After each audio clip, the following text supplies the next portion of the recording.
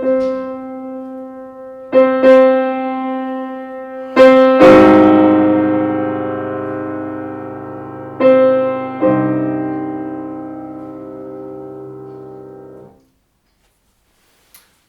to this programme in which I discuss some of the favourite operas that I've conducted.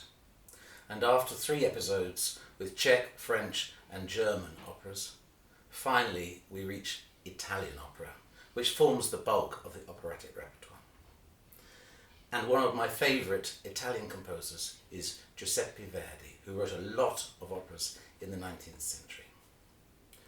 The opera I'm going to talk to you about today is called Rigoletto. Verdi wrote this right in the middle of the 19th century, in 1850, during a period of great creative activity. He wrote 3 operas in quick succession: Rigoletto, Il Trovatore and La Traviata, which together form a kind of trilogy. Now, the word opera is actually an Italian word, and it just means a work. It was an art form that was invented for the mass, for normal people. A bit like pizza, which was invented in Naples as a very simple dish for the Italian workers and general public in Naples to eat. Pizza and opera, I think they go very well together. Now, Rigoletto is based on a book by the French novelist Victor Hugo. The title is Le Roi s'amuse, which really means the king is having a great time. It's based on a real French king called François I, as a result of which, when Verdi and his librettist Piave finished writing it, not surprisingly, the Italian censors forbid it to be performed. Too sensitive. They moved the action from Paris to a pretend court in Mantua in the 16th century, and finally the censors allowed it to be performed. Although it had a slightly bumpy ride at the beginning, within 10 years it was performed in over 250 opera houses throughout the world and became an enormous success. Verdi was very inspired by the novel. He called it the greatest work and possibly the greatest piece of drama ever written. So now I'm going to start at the beginning and take you through it scene by scene and explain to you why I think this is such a fabulous opera.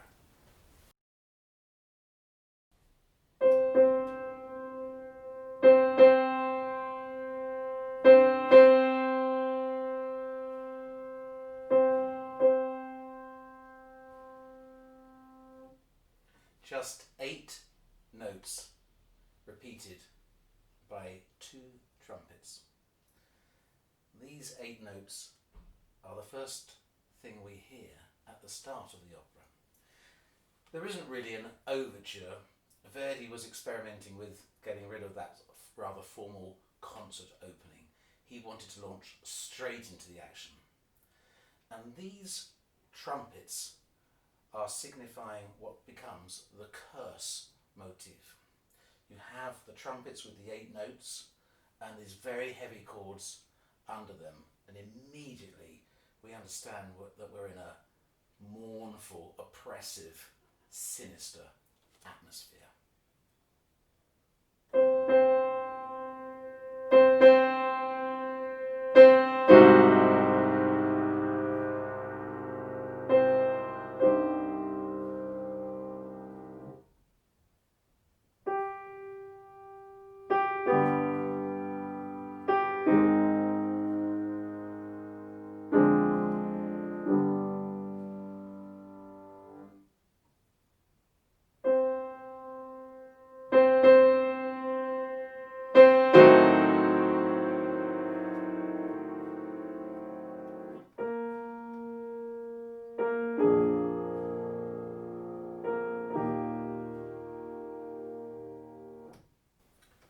That's an amazing start to any piece of music.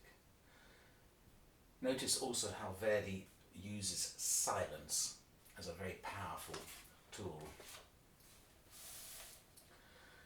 Just a few moments later, we hear this heart-rending motive with just a falling notes, which we're going to meet a lot of times in this opera. Again, it's something heavy, unhappy,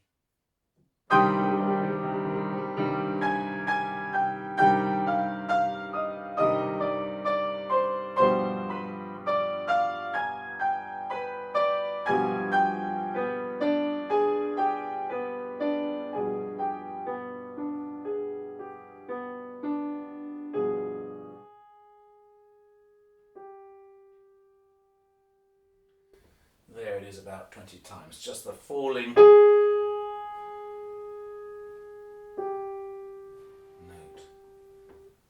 That's the prelude. And we launch immediately into something completely contrasted. We're in Mantua in the 16th century, and we're in the palace of the Duke. It's a party going on, and you can hear this orchestra playing this beautiful dance music.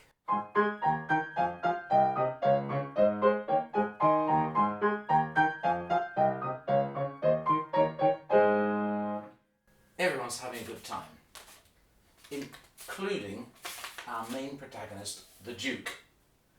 He loves life, he loves women, just like the title of the book, The King is Having Fun. In his first little excursion into telling us what it's all about, he says, questo, quella, per me sono. That means, for me, she and this one, they're all the same, they're all beautiful, and they're all gorgeous.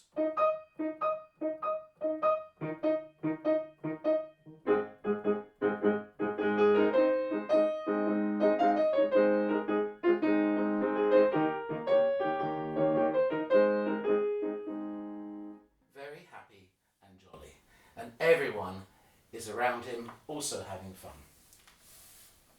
That is, except Rigoletto himself. Now let me tell you a little bit about him. He's the court jester, slightly out of place in this rather palatial surroundings. He's a bit ugly, deformed, maybe he's got a limp, sometimes he's played with a hunched shoulder. He's a bit uncomfortable, and he's employed by the Duke to mock and tease everyone in the court. However, they also despise him a bit. He's always pricking their conscience or saying the one thing that maybe should be left unsaid. In this public arena, he's a bit of a dark character, unlike the Duke, who a few months later starts to flirt with the Countess. Nothing unusual about that. However, the Countess's husband, the Count, is not at all happy, as you might expect.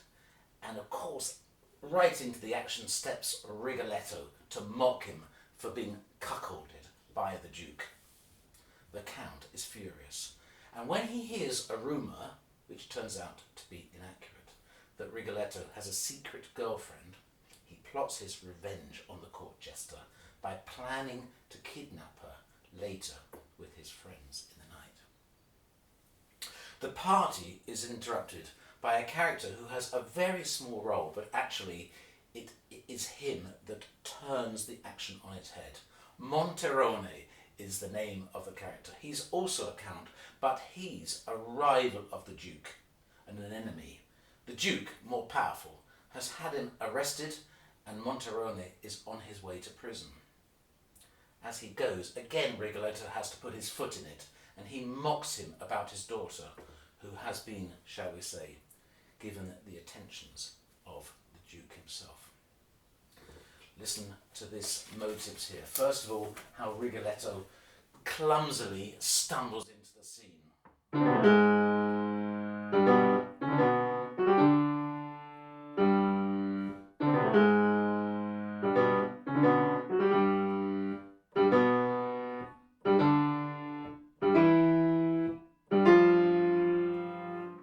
Very laboured and not at all elegant. And then when he pokes his finger into Monterone, ha ha ha, that will teach you. Monterone, furious.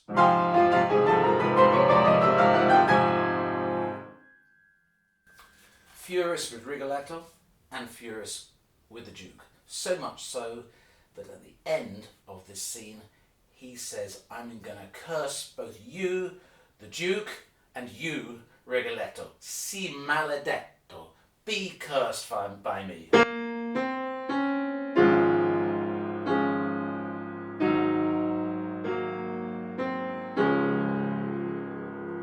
It's the first time that the curse is spoken. Everyone reacts in horror, all mincing around the scene like this.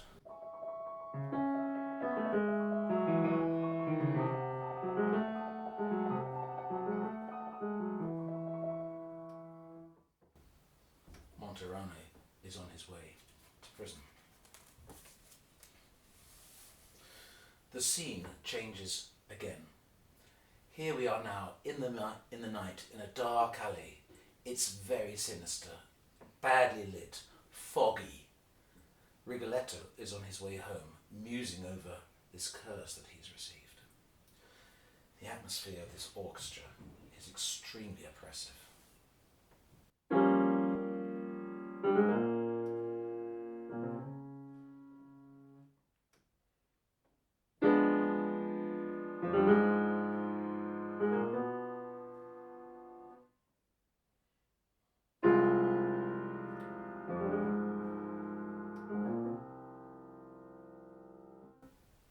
Heavy chords and more silence.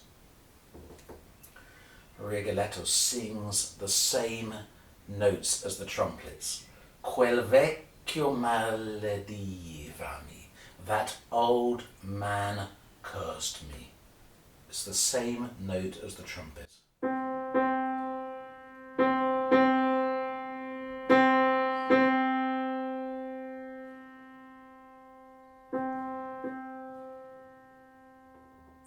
Always 8 notes on a C natural. The scene is set for the arrival of Sparafucile. He's a professional assassin who lurks in these dark alleyways looking for business. Verdi writes a scene, a dialogue between Rigoletto and Sparafucile, in which the assassin asks Rigoletto if he has need of his services.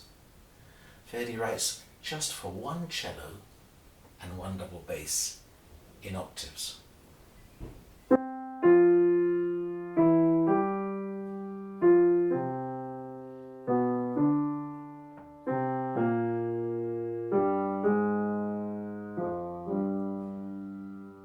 Very sparse, and under it some heartbeats, some very staccato chords, and a tight bass drum.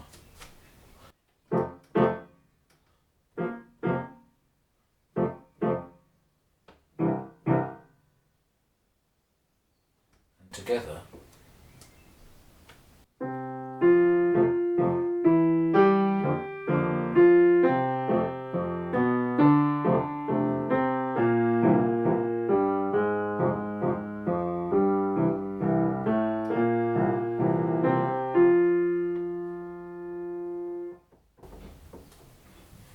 Rigoletto says, I certainly don't need your services now, but where will I find you, if one day I do? To which Sparafucile replies, I'm here every evening. The 2 men separate on their different paths. Rigoletto is going home. His night is done. An absolute contrast in scene, and it's here we see the private Rigoletto.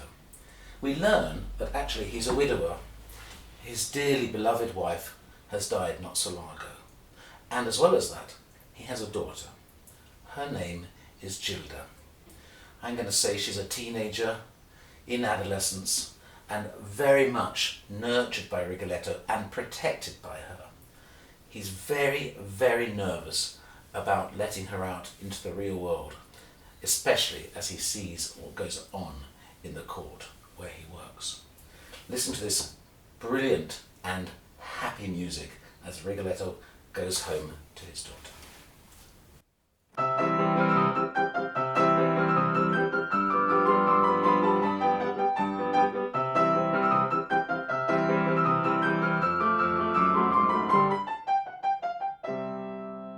Figlia, mio padre, my daughter, my father.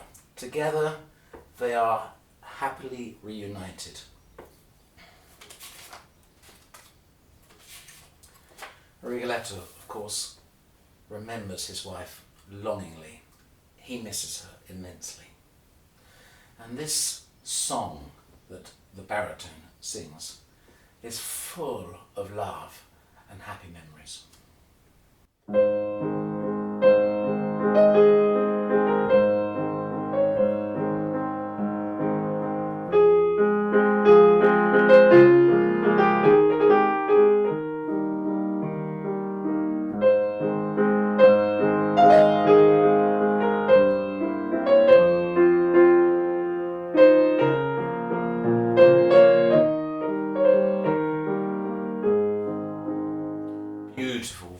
writing.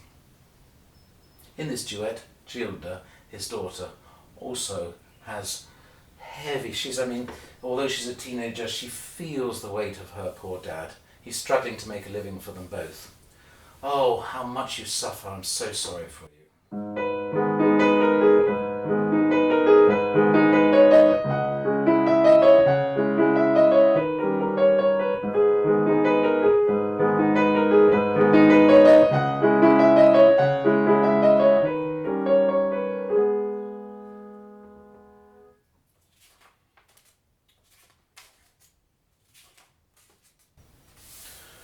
Gilda has been stuck at home for the past 3 months. She now tries to persuade her father to let her out sometime. The only time she can go out is to church on a Sunday with her servant. And hearing this music, how she just longs to persuade him to give her a bit of slack.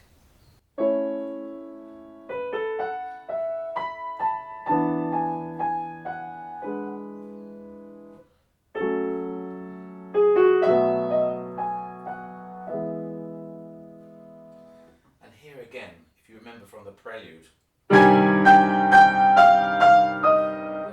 the falling phrase here, it's the same.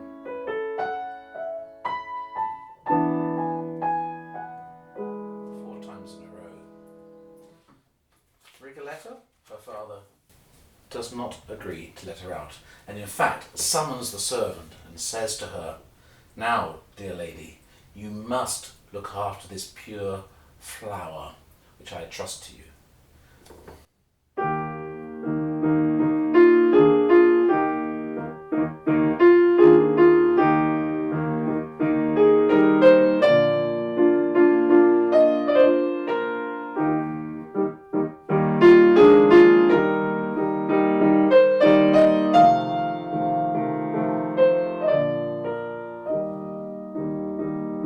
And in response, his daughter, quanto affetto, how much affection I see, and how you make me afraid, my dear father, whilst at the same time, up in heaven, our mother is waiting for us.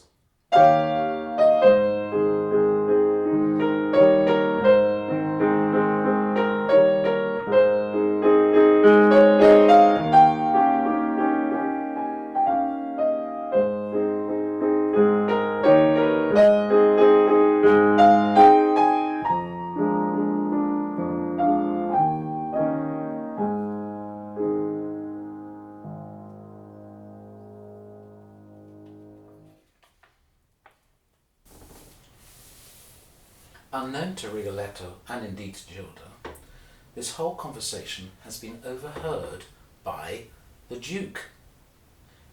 He's actually surprised to know that this girl is the daughter of his employee, Rigoletto.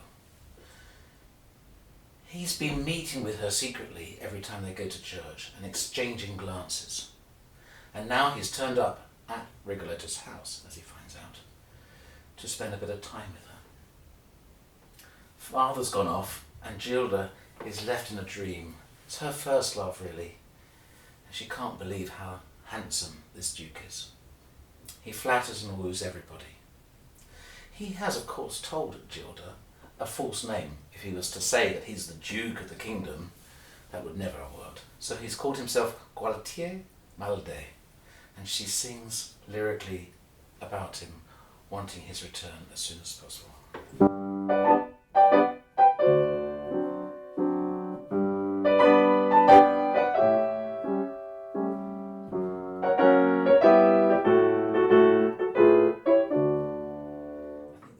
Very girly, like a fluttering heartbeat. The Duke comes in. Of course, he's a more mature man, and he knows what he wants to get. He flatters her. He tells her, you're the son of my soul. Life and love is beating in our hearts.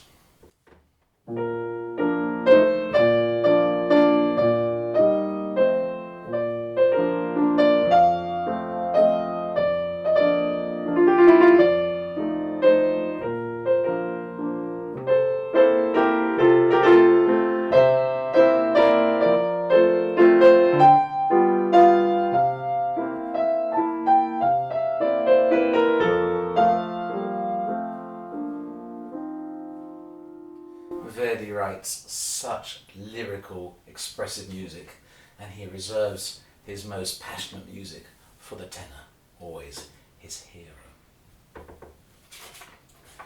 Gilda and the Duke are interrupted by some noise. The Duke hurries off, leaving Gilda again alone in her dream, Gualtier Nalde, and she sings a little aria with an introduction played by two flutes. I think the flute very much resembles Gilda's character, her naivety and her youth.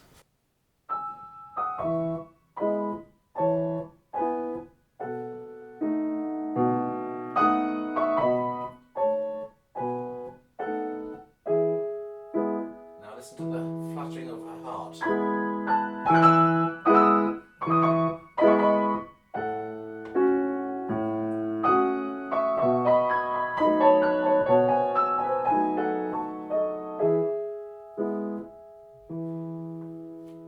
That's beautiful, isn't it? And then a little bit later in the aria, there's these big leaps in her voice, as if she's panting for breath.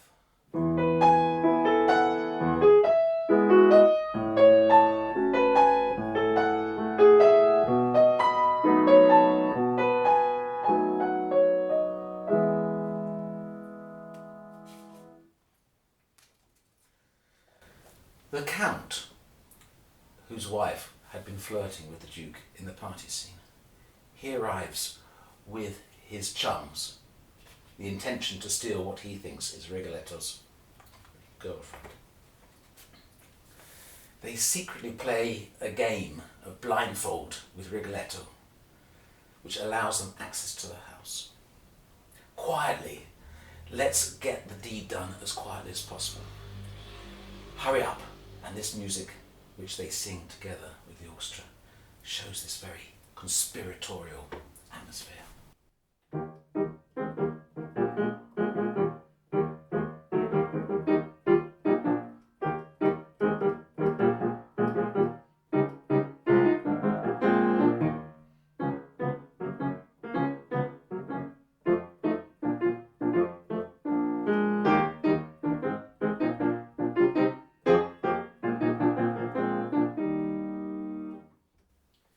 They climb into the house through a ladder, bundle up Gilda, and escape. Hearing some commotion, Rigoletto takes off his blindfold, looks around, rushes into the house, and sees that his daughter has been kidnapped.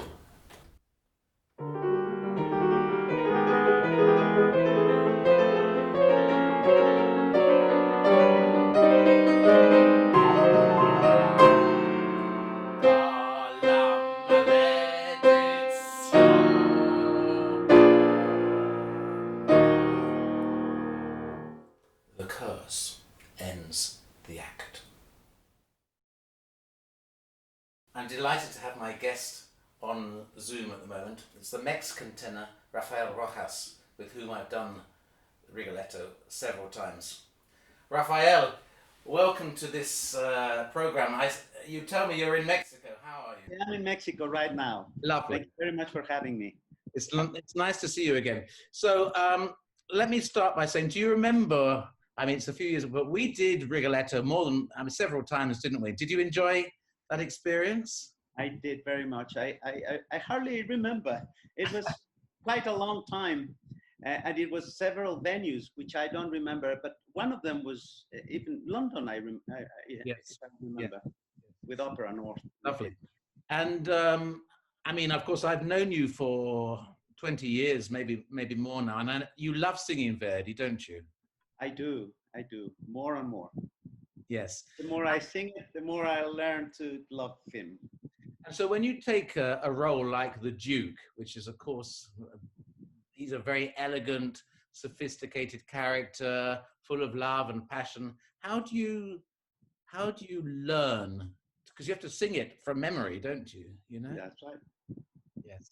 Is it a complicated process learning the score? Well, I don't know if I told you, but this is the very first role I have ever learned, the very first one, and right. I sang it in a students production here in Guadalajara in the year 1985. And I sang it in the main theater here, which is a beautiful, small, very European style theater. I know that theater. Teatro de Collado. I conducted in that theater, didn't I? Oh, that's so you know it. And with the orchestra here of the state, with teachers and students, and I did the Duke. So I learned that role with my teacher or my opera teacher, and it took me a whole year, the process. Yes. And it was a fantastic experience, but then I sang it with you many, many years later. Yes. And it was like a complete different process to relearn it. Yes. Because of course, my technique and my maturement, I don't know if that word exists. I'm sorry about my English.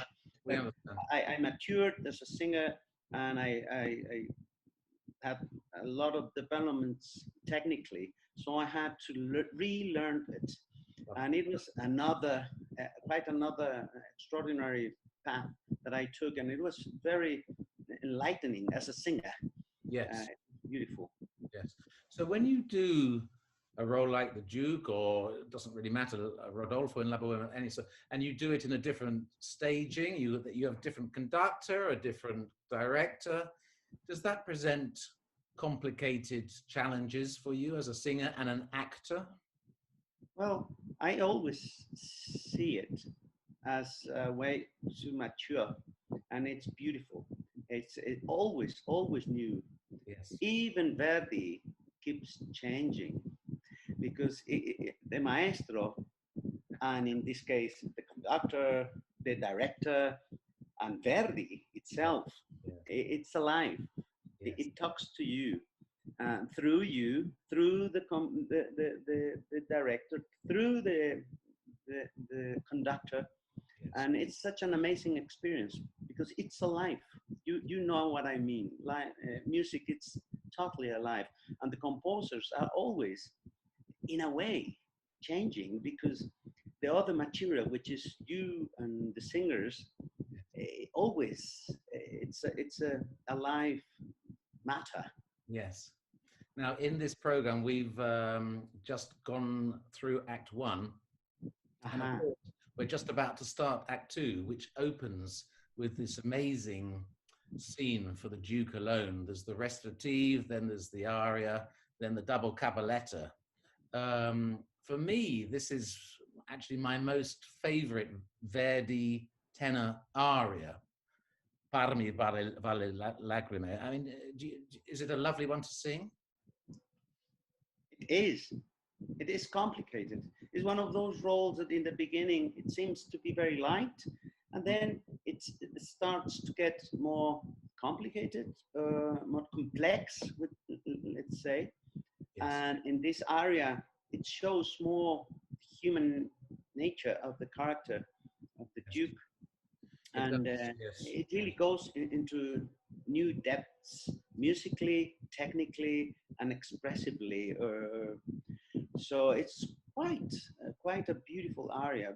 It starts with anger and in a very special color, and then it develops into a softer, more sort of loving color. It's one of the most amazing arias. It's quite difficult technically. Yes, no, I can imagine. And I'm about to play a few excerpts for the viewers on the piano.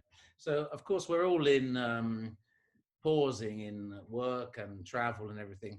What do you think will be your next Verdi opera? Any idea? My next Verdi opera is going to be the next, if this situation allows, is going to be in Bern, in Switzerland. And it will be a role that I have sang already. But every time that I have a retake on this material, it really talks to me differently. And it's going to be Otello. Oh, right. No, that's, of course, a massive role. That's Verdi's penultimate opera, of course. Absolutely gorgeous to Yes. sing for a We tenor. haven't done that together, have we? We've done. We haven't. I wonder what would be your take on that one, because it would be very interesting. Well, it's indeed. a marvelous opera. But anyway, I'm going to get on with Act 2 of Rigoletto now. So thank you for joining us from Guadalajara in Mexico, a city I enjoy very, very much working and visiting. And I hope we meet again for some more Verdi. Yes, I look forward to that. Thank you very much for having me. Act 2 starts back in the palace. However, unlike the first act, the Duke is not a happy man.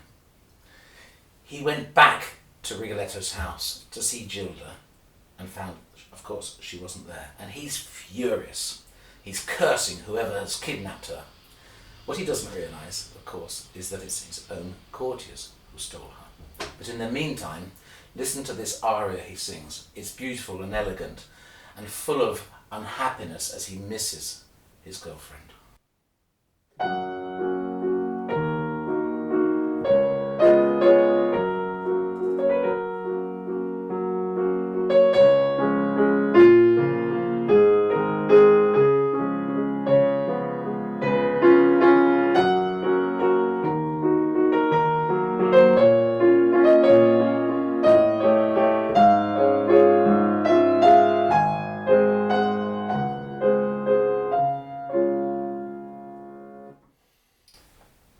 His courtiers rush in, tell him that it was they who stole her. And of course, this completely changes the mood of the Duke. Suddenly, he's happy, full of love, power, and he says, "Powerful love calls me. I must fly to her."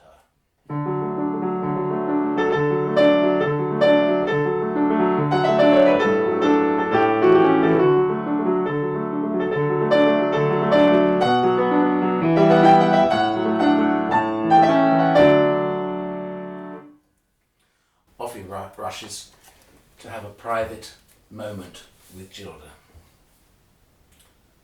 Gilda's father arrives for work. He has no idea where his daughter is, so he enters with great suspicion the palace. As this music shows, he's a bit clumsy, maybe limping along. Yes.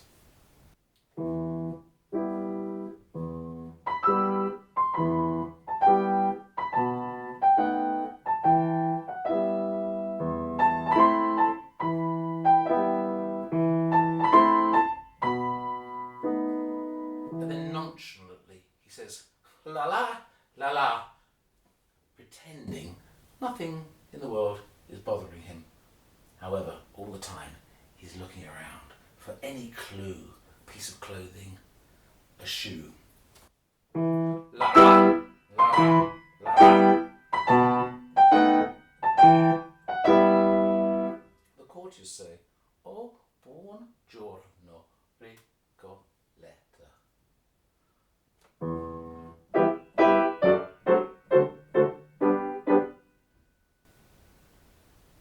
With that, he knows immediately that it was them who have taken his daughter. It's obvious. He tells them that she's not his girlfriend, but his daughter. And he needs her back now. They are unmoved. He launches into a really agitated declamation, cursing them, vile race. Why can't you give back my beloved?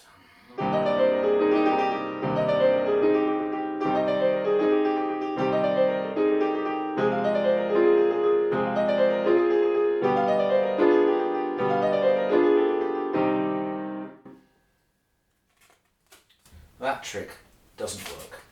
His fury gives way to pleading.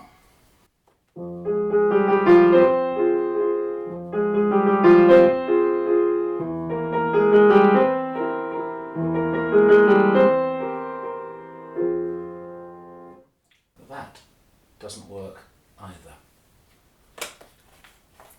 Rigoletto is alone in the world. Suddenly, Gilda bursts through the doors.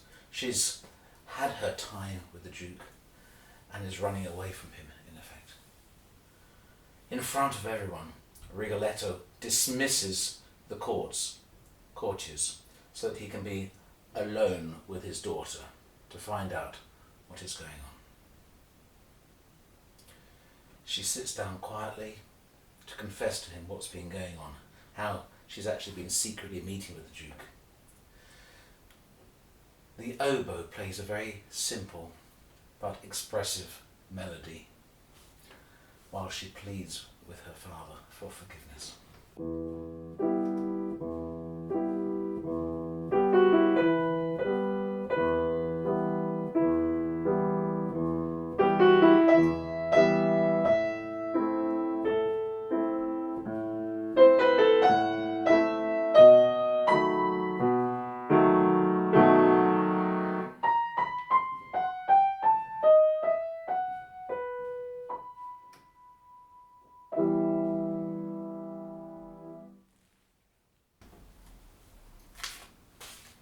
There then follows a beautiful father-daughter duet. Rigoletto says, "Weep, child, weep on from your heart, and let us run away from this place."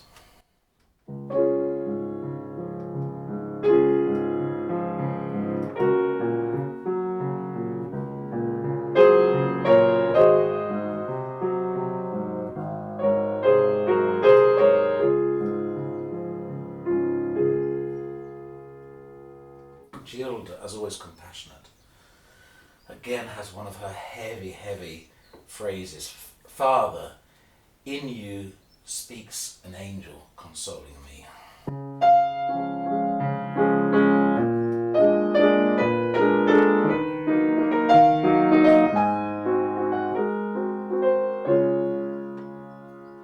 And then, as if that isn't enough, Verdi adds these beautiful violins to complement all of it.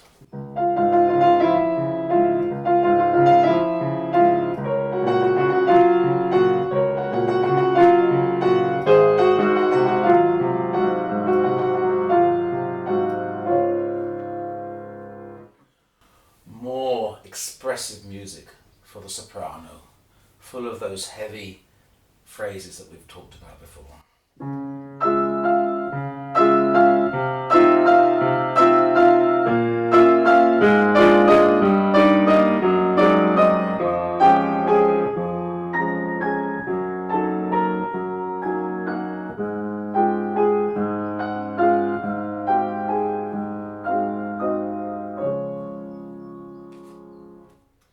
This rather tender duet is interrupted by Monterone. Remember, he's the enemy of the Duke, who's now on his way to the scaffold with the army.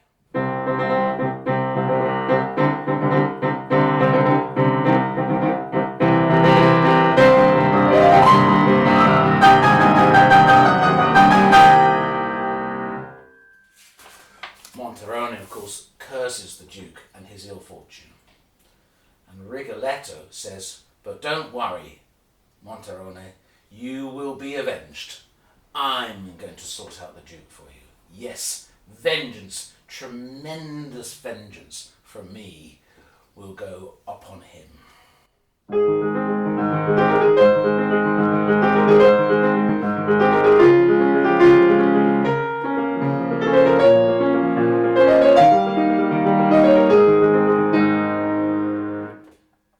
Gilda, of course, as is her personality, pleads for mercy as well as forgiveness.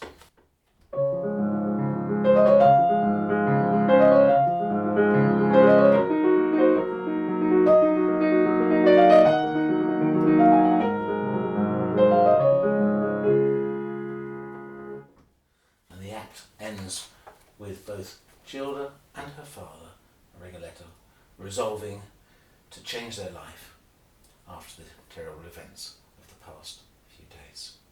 And that ends the second act.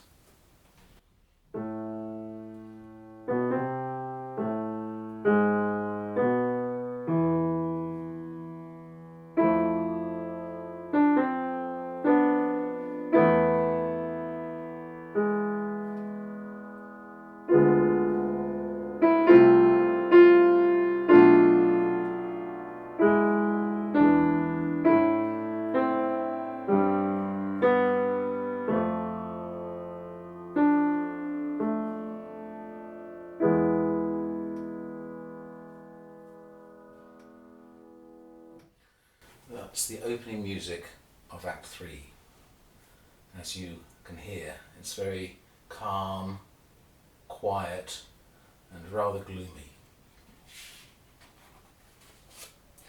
We're outside a tavern in the city. Rigoletto has made contact with Sparafucile, the assassin, and he has hired him to kill the Duke. As a result of this, Sparafucile's sister, Maddalena, who works in a bar, has enticed the Duke to come and drink and, of course, to flirt with her. We're now going to hear one of the most famous arias, shall we say, in the whole history of opera, which I am sure you will recognise.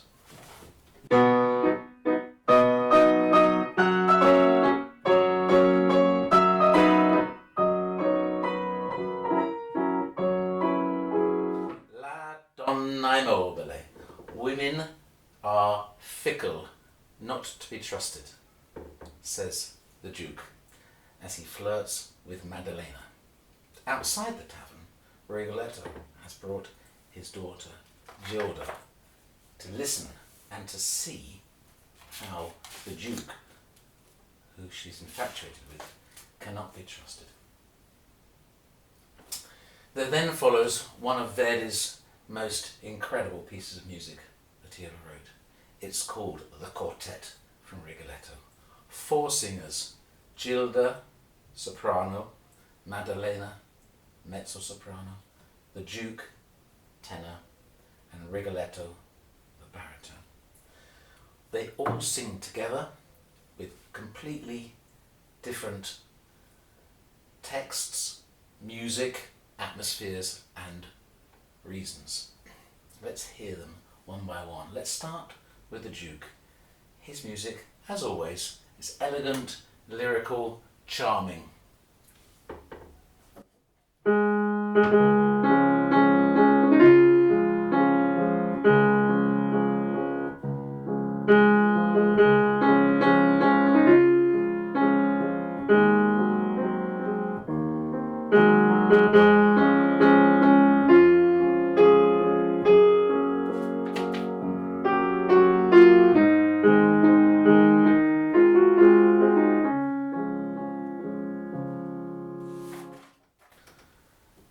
Maddalena, of course, she's no fool. She's not as naive as Gilda. She hears the Duke's wooing and, of course, she just laughs it off. I don't believe you, she says.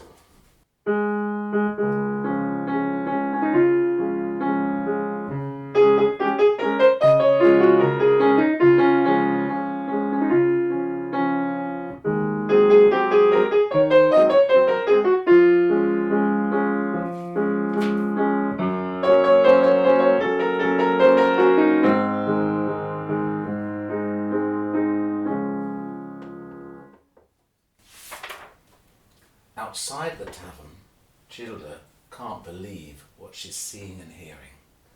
Infelice, unhappy me, cor tradito, heart betrayed.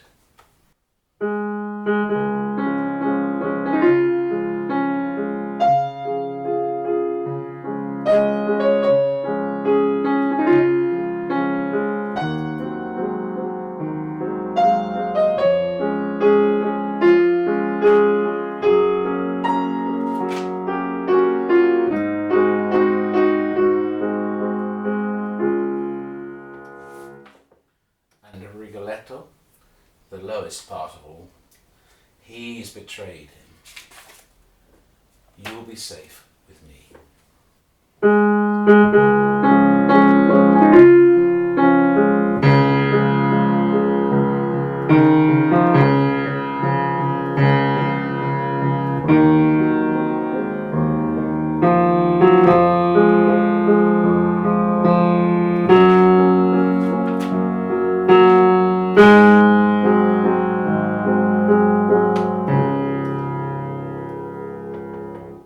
And now all 4 parts together.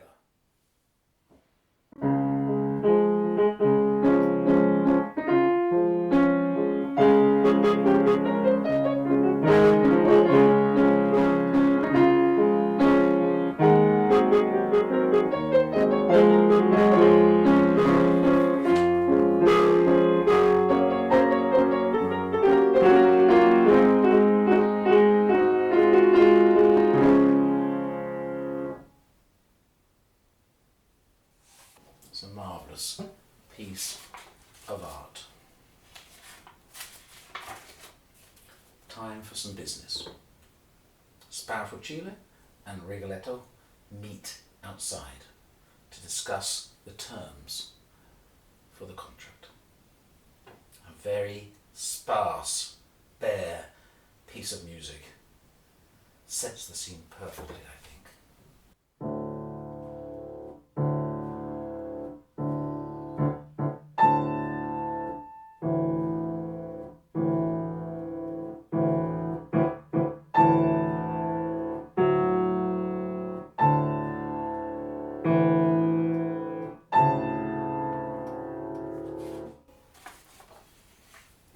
A storm is approaching in the distance. First, let's hear how the flute and the piccolo describe the lightning. A fleeting flash of light. And hear also how the string instruments make the thunder.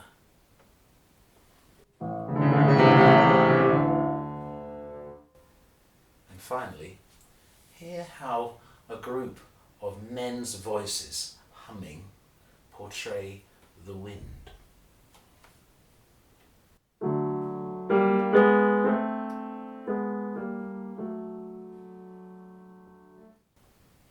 Verdi puts all three of these things together brilliantly.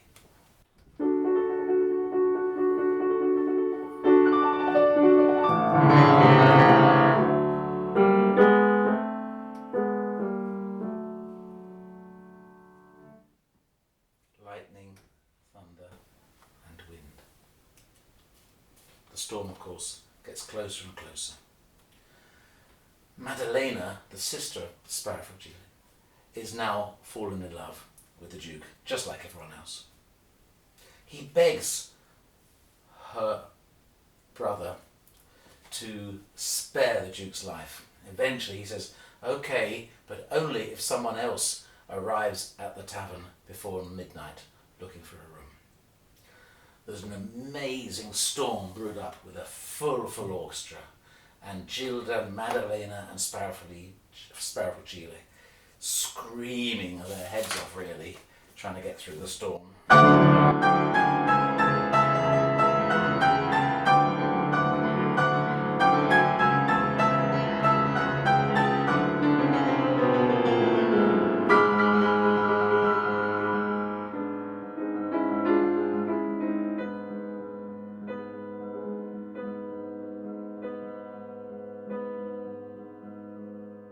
Now listen to this.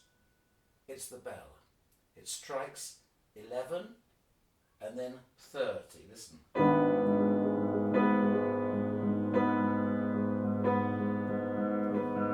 That's the 11 and then the half hour. It's very clever, I think. Sparafugile says there's still 30 minutes to go until he kills the Duke, which will be at midnight. Hearing this, Gilda decides to sacrifice herself for the Duke, despite all the logic. And she knocks on the door 3 times, twice.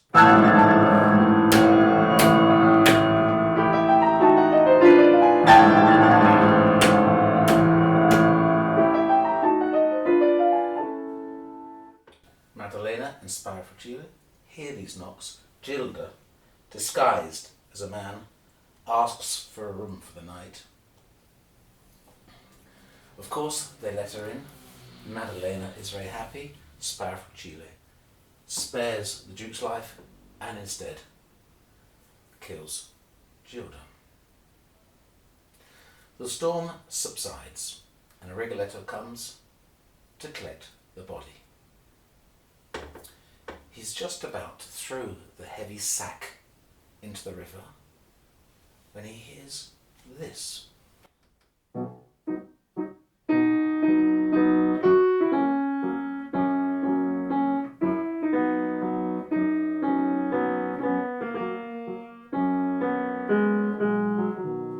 This is, of course, the song of the Duke. He hears this in the distance and thinks, But how's that possible? The dead Duke is in the sack, so he can't be seen in the distance. Of course, something's up. Chi è mai in sua vece, he says. Whoever is in his place. Listen to his trembling.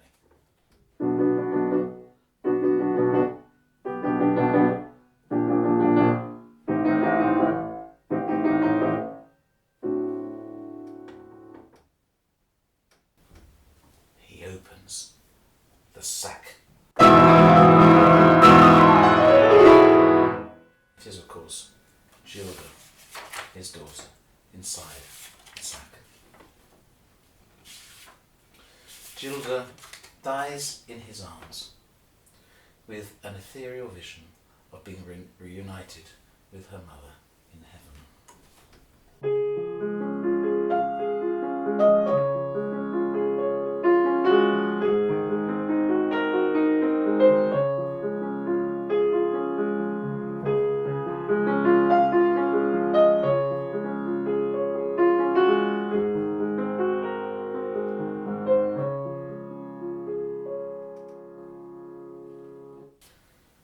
Despite her father nursing her, she gives her last breath. Rigoletto holds his dying daughter in his arms.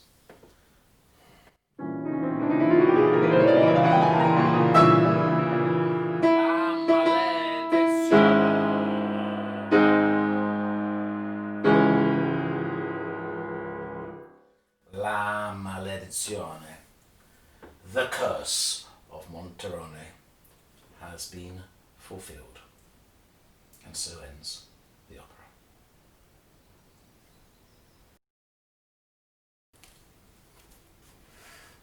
I very much enjoyed sharing this amazing opera by Giuseppe Verdi with you, and I hope you have enjoyed listening to it too. And if so, I have a small favour to ask you. As you know, in these difficult times, many musicians throughout the world are struggling because all of our work has been cancelled. Here in the UK, there's a marvellous charity called Help Musicians UK. And under this video on the web, you can see a page which will take you directly to their website where you can make a donation, preferably very large, which will help musicians greatly in this time.